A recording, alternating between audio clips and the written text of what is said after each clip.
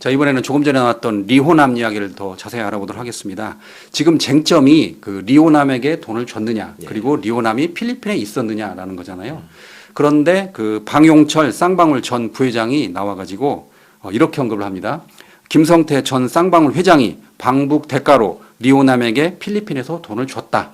그러니까 서영교 위원장이 그거 잘못하면 유증입니다라고 했는데도 이렇게 당시 언론에서는 이걸 부각시킵니다.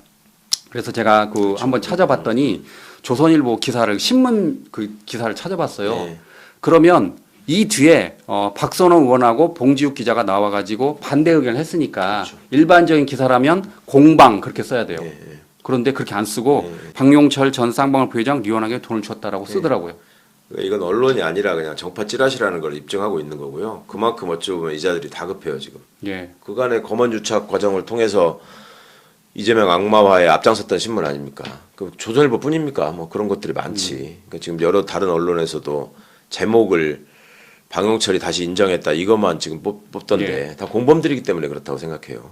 참고로 제가 동아일보도 봤는데 동아일보는 공방 그렇게 썼더라고요. 양쪽. 근데 그러니까 조중동 중에서 동아일보가 약간 바뀌고 있다라는 얘기가 예전에 이낙연 씨 때부터 나왔던 얘기잖아요. 그러니까 조중동에서 이탈하고 있다 동아일보가.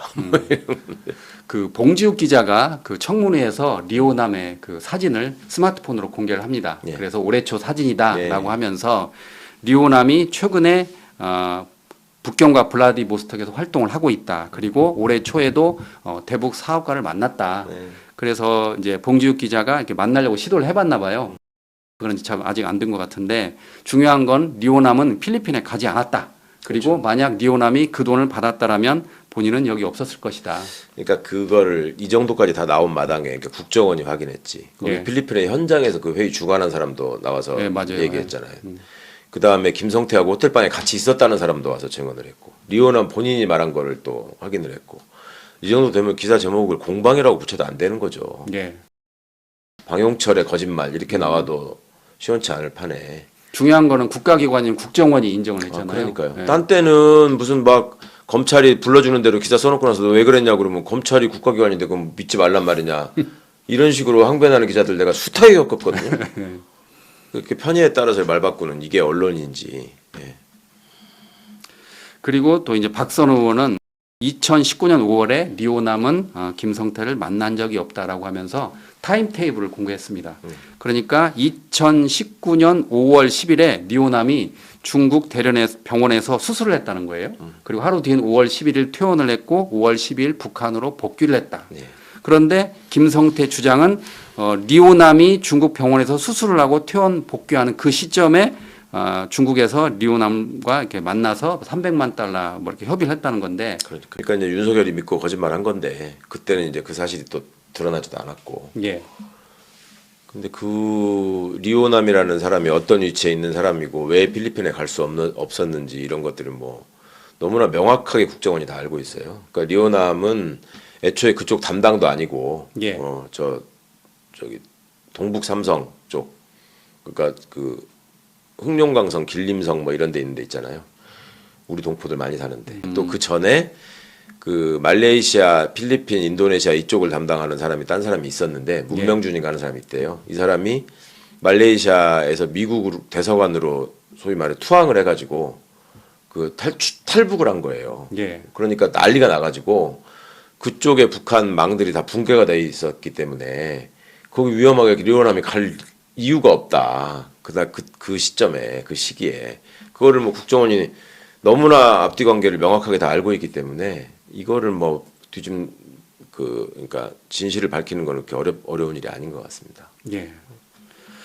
이번에는 그 교도관들의 용기에 대해서 알아보도록 하겠습니다. 그러니까 4월 3일 첫 국조 특위 때 한 교도관이 제가 연어 효덮밥을 전달했습니다라고 말을 함으로써 박성영 검사의 외부 음식 반입이 없었다라는 말은 거짓이 확인됐고 그리고 추가로 4월 14일 대북 송금 청문회 때 교도관이 그 이야기를 합니다. 스마트폰을 딱 꺼내면서 제가 검사와 통화한 녹취록을 틀까요? 라고 합니다. 그러니까 이제 거기서 검사가 물어보더라고요. 혹시 뭐 외부 음식 반입된 적이 있느냐 그랬더니 있었다. 그게 이제 말하자면 수원지검이 자체 조사를 통해서 연어 술파티는 허위다라고 그거를 언론 자료를 내는 과정에서 중간에 이제 그 고두성이가 확인한다고 지가 뭐 30몇 명 교도관 다 확인했다. 예, 고두성 검사가 예, 전화했네요. 그 말의 일부잖아요, 지금. 예, 예. 그러니까 그런 식으로 굉장히 이렇게 유도를 하고 형식적으로 질문하고 막 이러는데 이 사람이 분명히 얘기하잖아. 나는 그때 갖다 줬다. 술은 내가 못 봤다. 술은 못 봤다. 예, 예. 그 정도가 명확하게 얘기를 하고 있고 다른 교도관들도 그 얘기를 계속 지금 반복해서 하고 있잖아요. 예.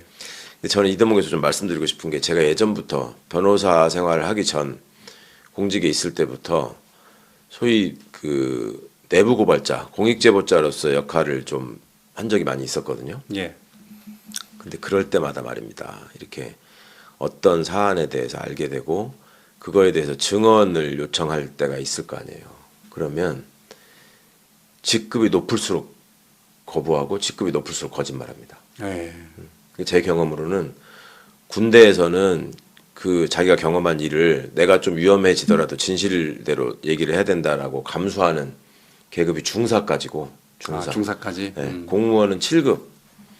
그 위로 올라가면 어떻게든 거짓말하고 아니면 절대 대답 안 한다고 그러고 예. 확인 못 해준다고 그러고 자기가 얘기했던 거예요 다 나한테. 근데 그거를 제3자가 확인하게 되면 확인해줘라라고 하면 다 빠져나가거든. 이번에도 이 내란 사건이나 여러 가지 청문회 보면서 되게 보셨을 거예요. 그 교도관분들이 직급이 높은 분들이 아니거든요. 현장 예. 교도관들이니까. 그분들은 진실을 얘기하잖아요. 그리고 내가 검사하고 싸우기까지도 했다 막 이렇게 얘기하잖아요. 맞아요. 그 이야기 됐어요. 근데 국무총리 했던 놈, 부총리 했던 놈들 그 말하는 거 보십시오. 그러니까 이게 지금 대한민국의 출세한 자들이 보이고 있는 도덕성이나 이 윤리의식의 현실이라는 거를 꼭 기억하셔야 됩니다. 출세라는 게 한국에서 학부모들의 그 자녀에게 바라는 가장 간절한 희망이자 목표였는데 그렇게 된 자들이 어떤 모습을 보이고 있는가 한번 보시기 바랍니다. 진짜. 윤석열이 대통령까지 간 윤석열은 어떻게 하고 있습니까? 지가 한 건 하나도 없고 다 아랫사람들이 했다는 거잖아요. 예. 네, 이런 것들이다. 대한민국의 출세한 자들의 본 모습이라고 하는 게 정말 좀 우리가 뼈저리게 좀 느꼈으면 좋겠어요. 검사도 고위직이라 지들끼리 나름 네. 고위직이라고 하니까 싹 다 거짓말하는 거짓말하는 거네요. 네.